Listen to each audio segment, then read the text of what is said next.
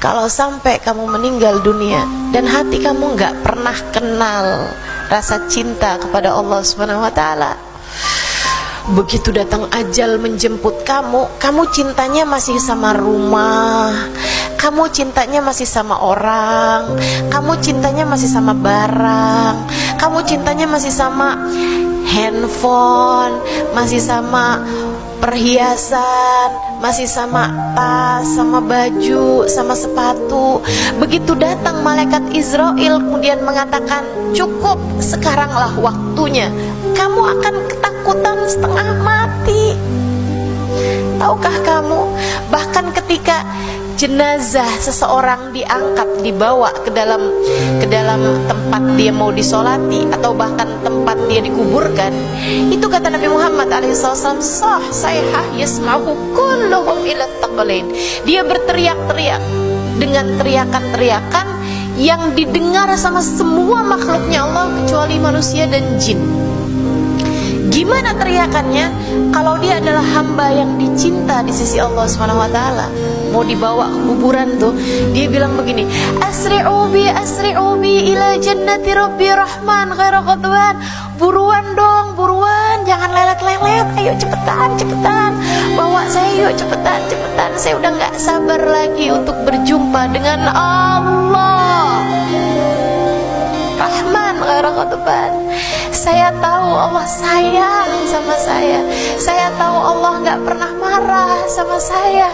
Buruan, cepetan, Allah udah ridho sama saya, ayo cepetan bawa saya, jangan lama-lama. Sebaliknya teman-teman, kalau yang dibawa ini ruh seseorang gak pernah kenal cinta sama Allah Subhanahu wa Ta'ala, cintanya sama barang-barang, cintanya sama orang, cintanya sama sesuatu yang akan dia tinggalkan. Begitu dia dibawa menuju ke dalam alam kuburnya, dia juga teriak-teriak, dia bilang, ya wailakum aina tadhhabuna bi. Dalam hadis Nabi Muhammad bercerita hal ini teman-teman. Ya wailakum aina tadhhabuna bi. Kalian pada mau bawa saya kemana sih? Jangan dong, saya jangan dibawa kemana-mana. Saya punya rumah, saya punya tempat tidur yang sangat nyaman, saya punya suami yang sayang, dan saya sayang sama dia. Saya nggak mau pergi ninggalin anak-anak saya. Mereka sayang sama saya sayang sama mereka. Saya masih punya baju banyak, saya masih punya perhiasan. Balikin saya ke rumah saya. Tolong balikin saya ke rumah saya. Kemana kalian mau bawa pergi saya? Balikin saya takut. Kamu akan menjadi salah satunya teman-teman. Mungkin 10-20 tahun yang akan datang, mungkin setahun 2 tahun yang akan datang, mungkin bahkan sebulan 2 bulan yang akan datang. Kita nggak pernah tahu. Karenanya jika kamu ngelihat, kok saya belum kenal ya rasa cinta sama Allah Subhanahu wa Ta'ala, cepetan putar balik, segeralah berputar arah, carilah cintanya. Mau sampai kapan kamu kejar-kejar, nangis-nangis cinta dari manusia? Mau sampai kapan kamu kejar-kejar, merintih-rintih, nangis-nangis, sampai segala ibadahmu kamu minta hanya sekedar harta dunia? Maka teman-teman saudariku sekalian yang saya muliakan, mau sampai kapan kamu mau ngejar-ngejar orang? Mau sampai kapan kamu mau ngejar-ngejar barang?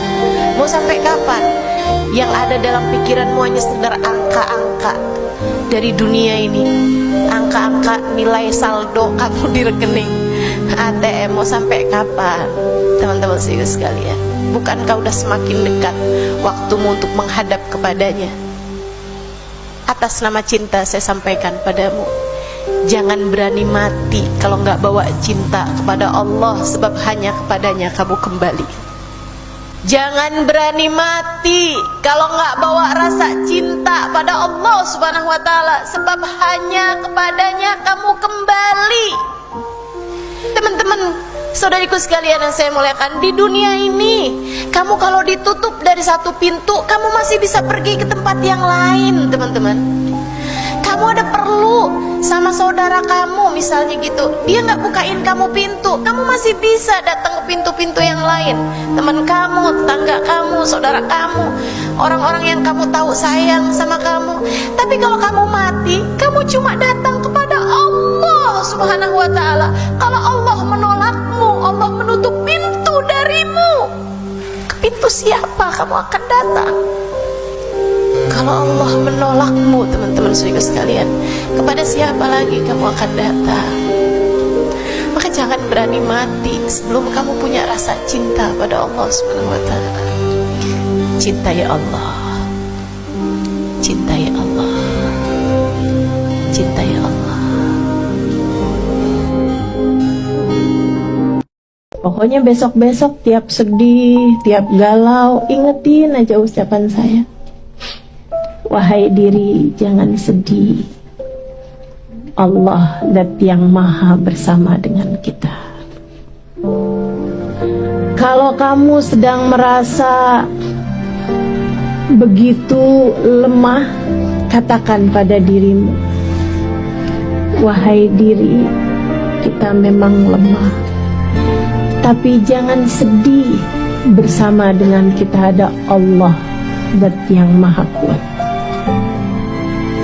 Kalau kamu sedang merasa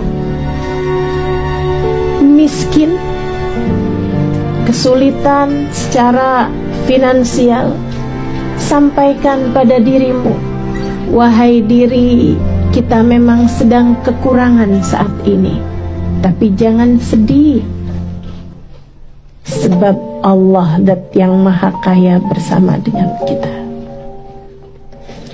Kalau kamu sedang merasa bahwa kamu sedang dibenci, sedang tidak dipedulikan, katakan pada dirimu, wahai diri, Dia yang semula mencintaimu memang sekarang sudah berpaling hati darimu. Akan tetapi jangan sedih, sebab Allah Subhanahu wa ta'ala Dat yang paling mengerti bagaimana mencintai kita.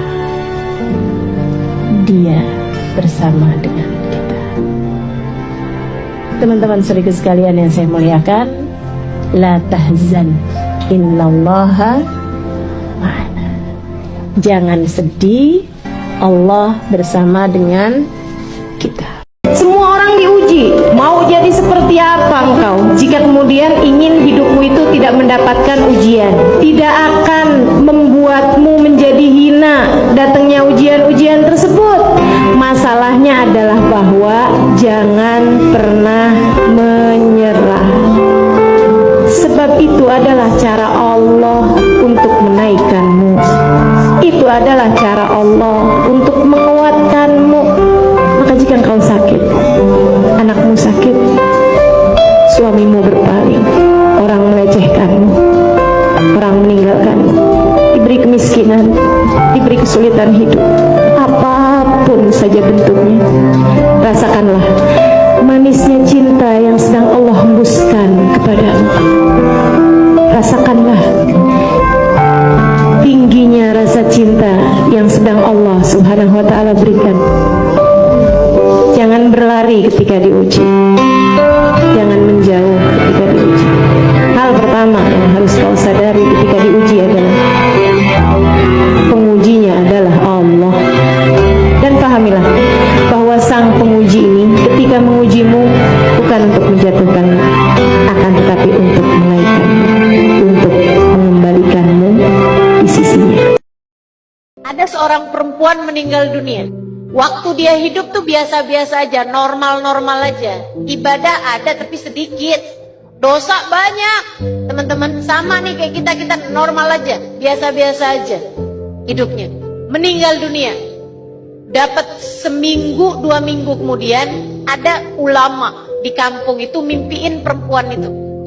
Dalam kuburnya dia nikmat luar biasa, enak luar biasa dalam alam kuburnya. Syekh ini, ulama ini nanya, guru ini nanya, kiai ini nanya, wah kamu enak bener dalam alam kuburnya, gak nyangka saya. Amal ibadah apa yang Allah terima darimu, menjadikan kamu dibahagiakan dalam alam kuburmu ini?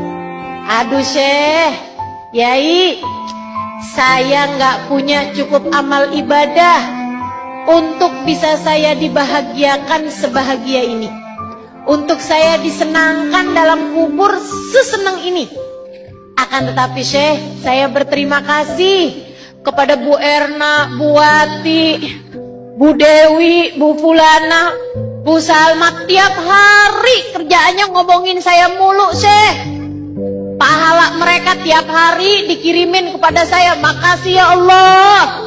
Mudah-mudahan mereka terus saja ngomongin saya, biar pahala dari mereka nggak putus-putus Allah kirimkan kepada saya. Jadi mulai sekarang, kalau dengar ada orang menyakitimu, ngomong sesuatu yang buruk kepadamu, ucapkan Alhamdulillah. Ada transferan pahala nih, insya.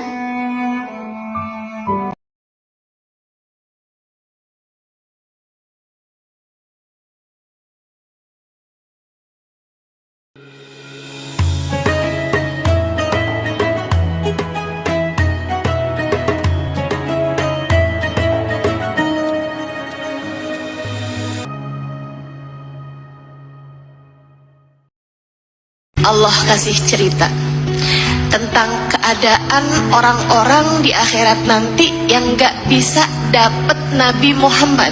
Nabi Muhammad cerita dalam hadisnya, hari akhirat nanti ada orang zalim yang menggigit-gigiti tangan mereka, kedua tangan mereka. Kenapa gitu? Nyesel. Nyesel yang gak bisa ada obatnya, saudara sekalian. Nyesel yang berkepanjangan. Sampai kapan? Sepanjang kehidupan. Sampai kapan? Tidak ada batas akhirnya dari penyesalan. Kata Sayyidina Ali, bi'san nadamah, nadamah yaumal qiyamah. Seburuk-buruk penyesalan adalah penyesalan di akhirat nanti.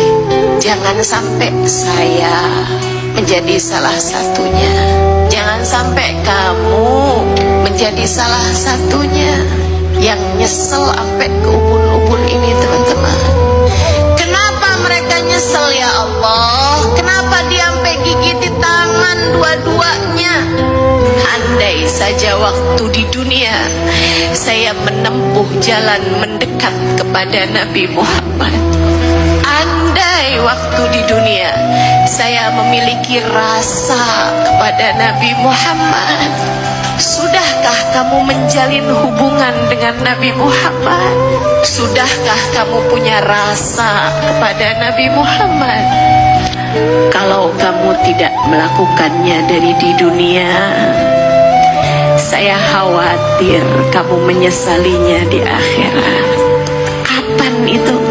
Itu terjadi nanti ketika Nabi Muhammad memimpin rombongan di padang mahsyar. Apa yang disampaikan Nabi Muhammad dalam banyak hadisnya, di mana beliau mengatakan, aku yang megang, aku yang menjadi pemimpin rombongan. Adam wa man dunahu tahta liwa'i yaumal qiyamah. Nabi Adam dan nabi-nabi yang sesudahnya hanya akan berada di belakang benderaku di akhirat nanti. Rombongannya satu, rombongan yang selamat ini satu. Rombongan itu terdiri dari kumpulan para nabi, para wali, para ulama, dan orang-orang saleh di belakang mereka. Pimpinannya Nabi Muhammad. Kalau kamu gak masuk di situ, kamu gak selamat. Hari itu, ketika Nabi Muhammad menggiring rombongannya, semua orang berharap, kepengen bisa mencium tanah, mencium bumi, mencium yang telah dipijak oleh Nabi Muhammad. Hari itu semua orang tahu kemuliaan Nabi Muhammad. Maka hari itu yang tidak berada dalam rombongan akan menggigit-gigiti tangan-tangan mereka karena menyesal.